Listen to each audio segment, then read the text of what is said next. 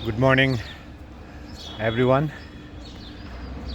अहिले चाहिँ म यहाँ रामकोटमा डढेको चिया दिदीको चिया पसलमा आज चाहिँ ठ्याक्कै 1 महिना भएछ होइन। 27 आज फेब्रुअरीको ठ्याक्कै लास्ट मन्थको 27मा चाहिँ बैतडीको झुलाघाटमा